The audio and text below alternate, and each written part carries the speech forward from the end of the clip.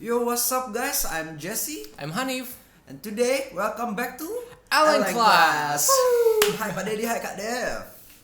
Okay, Nev, what are we going to talk about today? Alright, so now we're going to talk about filters and its application. Oh, filters and applications. Yes, wouldn't you remind our audience what filter is? Okay. Filters are a circuit capable of passing or amplifying certain frequencies while attenuating them as well. And thus, in other words, a filter can extract important frequencies or signals that also contain undesirable frequencies. So what are the types of filters? Oh, types. There are four types of filters, which are the high pass, the low pass, the band reject, and the band pass filter. Alright. Yeah. So Nev, what are we going to talk about mainly? Yeah, we're going to talk about the application of the filters. So there are lots of filters application around the world. So basically, like most electronic devices use filter. And the first one, for example, the radio communication. So the filters enable the radio receivers or us to only see the desired signal or the desired frequency and eliminate other frequencies. Oh, cool. Such as like specific radios have specific frequencies. Yes, of course. Like Primrose radio, it has a specific frequency of 102.2 megahertz. And the second one is the audio electronics.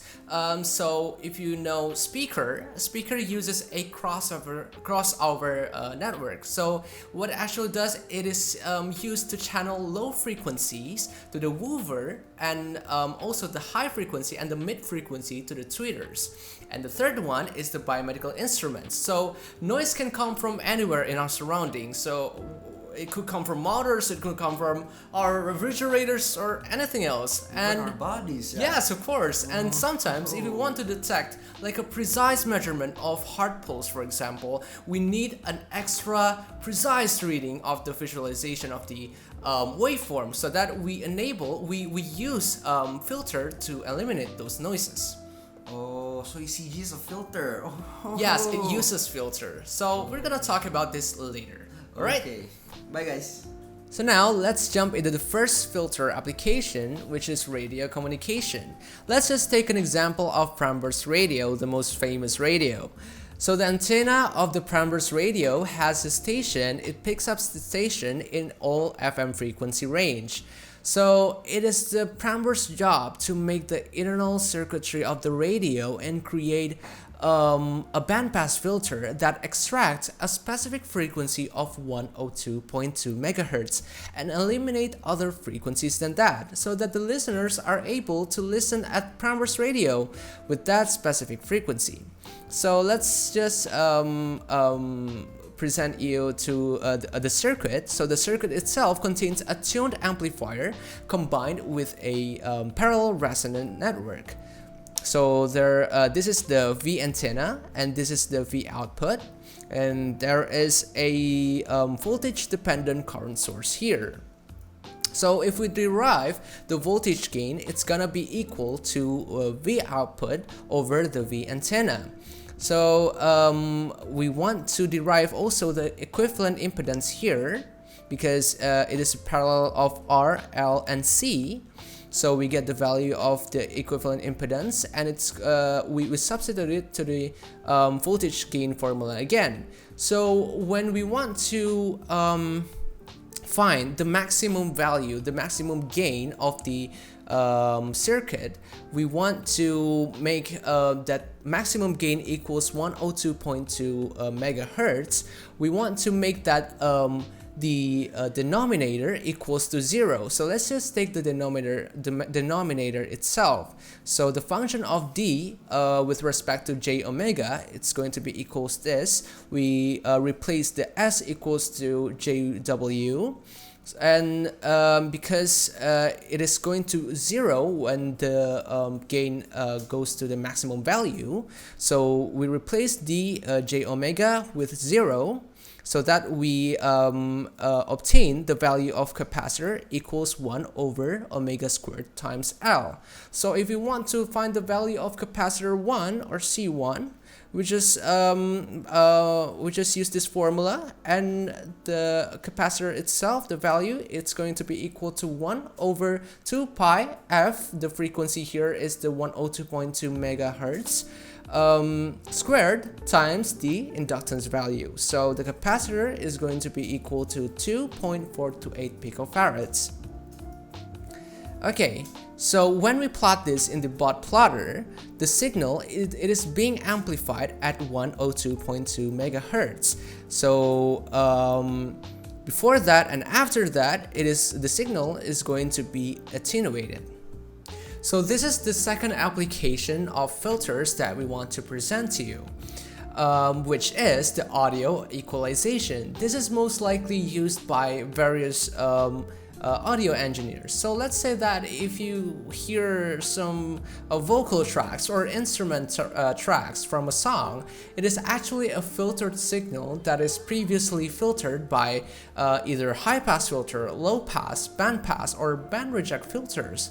So this is just an example of me singing my own song, and I'm gonna apply various filters to it. So this is the normal vocal tracks before applied by a filter. Tuhan katakan padanya ku merindukan dia. This is the high pass filter at 500 Hz frequency. Tuhan katakan padanya ku merindukan dia. This is the low pass filter at 500 Hz frequency. Tuhan katakan padanya ku merindukan dia. This is the bandpass filter at 500 until 2000 Hz frequency. Tuhan katakan padanya ku merindukan dia. And lastly, this is the band reject filter at 500 until 2000 Hz frequency. Tuhan katakan padanya ku merindukan dia. That was it. Okay guys, so for the third application, we're going to talk about the application in biomedical field. Okay, so here we're going to mainly talk about the portable ECG for the biomedical application. So here, this is the a low pass circuit here. As you can see, this circuit is designed to filter the high frequencies above around 80 Hertz. So the cutoff frequency is around 80 Hertz here. As you see, we've calculated it. And why is it 80? Well, as actually ECGs measure signals around 0.5 Hertz to 80 Hertz, to 100 Hertz, sorry. But here we're going to use 80. Why we use 80 here? So instead of using 100, as you can see, the result if the cutoff frequency is 100 is here. It's not that clear, right? But if we use the cutoff frequency around 80 Hertz, the result will be a quite clear and more accurate result here. So that's why it is it's better to use 80 Hertz instead of 100 Hertz cutoff frequency. So here for the main results here, this is the raw ECG signal or the unfiltered.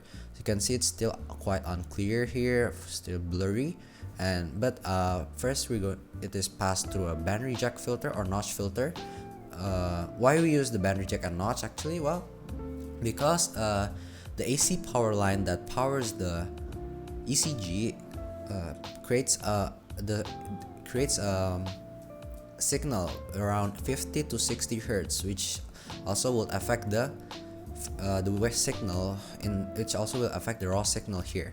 But since we use a notch or band reject filter with the cutoff frequency around 50 to 60, the signal will be filtered. So here, this, as you can see, the comparison between the first and the second is more clear.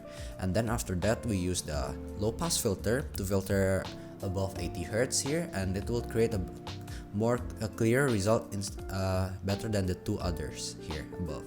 So I guess that's it for the third application in the biomedical field. Thank you. I hope this will be a good instruction video for you guys. Okay guys, thank you for watching, and I hope it is very much useful for you to understand more about filters. Okay, to see you guys in the next video, and bye bye.